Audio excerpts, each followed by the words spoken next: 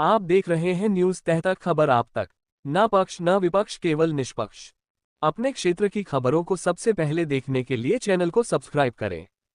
बुलंदशहर के खुर्जा अटल स्मृति सम्मेलन में पहुंचे प्रदेश उपाध्यक्ष देवेंद्र चौधरी, अटल जी के योगदान को किया याद।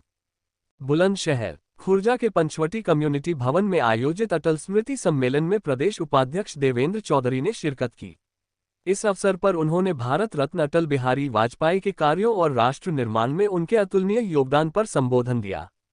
देवेंद्र चौधरी ने कहा कि अटल बिहारी वाजपेयी का जीवन लोकतांत्रिक मूल्यों, सुशासन और राष्ट्रीय एकता का प्रतीक रहा है।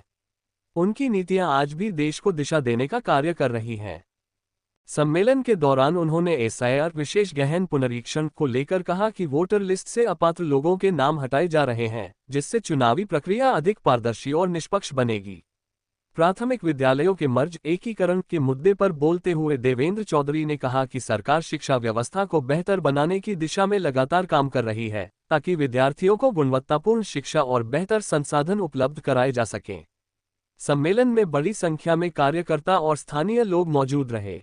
आज अटल जी की जन्म शताब्दी के अवसर पर जो भारतीय जनता पार्टी ने 25 तारीख से लेकर के 31 तारीख तक ये अभियान चलाया है, पूरे देश में अटल जी के स्मृति में इस प्रकार के सम्मेलन चल रहे हैं। आज खुर्जा में भी उसी प्रकार का ये उनकी स्मृति में अटल जी की विचार, अटल जी ने इस देश के लिए क्या क्या किया, ये जन जन तक जाए, सभी कार्यकर्ताओं को उनके बारे में अच्छी से जानकारी हो, इसके लिए भारतीय जनता पार्टी ने ये अभियान चलाया है और पूरा एक सप्ताह तक इस प्रकार के कार्यक्रम चल रहे हैं। सभी विधानसभाओं में इस प्रकार के सम्मेलन चल रहे हैं। पूरे देश की सभी विधानसभाओं में ये सम्मेलन लगभग कल तक संपन्न हो जाएंगे। एक विधायक हैं सपा के हारून रूमी जी, उनका आरोप है कि 2 करोड़ 88 लाख एसआईआर में यहाँ उत्तर प्रदेश में जो मतदाता है उनके वोट काटते हैं। देखिए, अभी हमारे अध्यक्ष जी बोल रहे थे मंच से, जो अपात्र है उसका वोट कट रहा है, किसी का काटा नहीं गया है। अपात्र है, मर गए, उनका भी वोट था, कुछ विस्थापित हो गए, कुछ दूसरे जगह जाकर रहने लगे, या किन्हीं का 2 जगह वोट था, शहर में भी वोट है, गांव में भी वोट है, वो वोट हटा है, काटा नहीं गया है। काटना होता है कि सब मन से काट दिया, ये नियम अनुसार जो कट रहे हैं वो वोट है। अभी मैं ऐसा नहीं है। संबोधन सुन रहा था सर आपका जी। आप कह रहे थे कि बच्चों को बेहतर शिक्षा मिलनी चाहिए, जब मकान पक्के हो जाएंगे तब ये देश विकसित माना जाएगा। देश भर में लगभग 89,000 स्कूल बंद हो चुके हैं, जिसमें यूपी में 25 से 27,000 प्राथमिक विद्यालय बंद किए गए प्रदेश सरकार द्वारा। तो किस तरह की रणनीति है शिक्षा को उच्च स्तर तक ले जाने की? हमारी हमेशा नीति ये है कि देखिए, कोई बच्चा ऐसा ना रहे गरीब हो या अमीर हो, जिसको शिक्षा न मिले, क्योंकि ये मूलभूत संविधान में ये हम लोगों को संविधान ये देता है।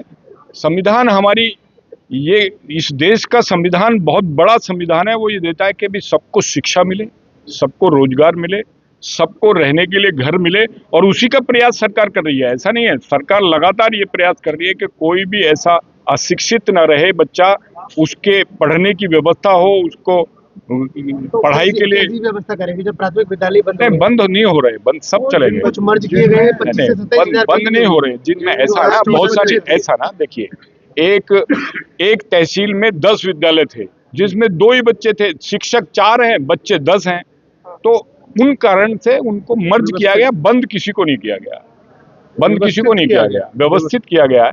जो 25 से 27,000 के बीच का आंकड़ा, सारे के सारे वो ऐसे ही हैं जिनमें शिक्षक अधिक है और छात्र कम है। अब 10 छात्रों के ऊपर 4 शिक्षक हैं, तो उनको व्यवस्थित करने का काम सरकार कर रही है और उनका स्तर अच्छा हो, इसका भी प्रयास कर रही है कि जिससे बच्चे उसमें जाए। अभी कॉन्वेंट में बच्चे जा रहे हैं, उसमें बच्चे, उनको शिक्षा अच्छी मिले, उनको बिना पैसे के शिक्षा मिले, उनको ड्रेस मिले, उनको बस्ता मिले, उनको किताब मिले, इसका प्रयास सरकार कर रही है। उनका स्तर अच्छा हो, इसका प्रयास कर रही है। तो कुछ स्कूल ऐसे हैं उनको व्यवस्थित किया गया, बंद सरकार कभी नहीं करती स्कूलों को, ये हमारी नीति में ही नहीं है। हम तो चाहते हैं कि एक भी व्यक्ति इस देश में ऐसा न रहे जो निरक्षर हो, सबको शिक्षा मिले, सबको सुरक्षा मिले, सबको घर मिले, सबको रोजगार मिले, तभी तो ये देश बनेगा विकसित राष्ट्र। यही इसी नीति पर सरकार हमारी काम कर रही है, चाहे प्रदेश की सरकार होगी चाहे केंद्र की सरकार होगी। धन्यवाद।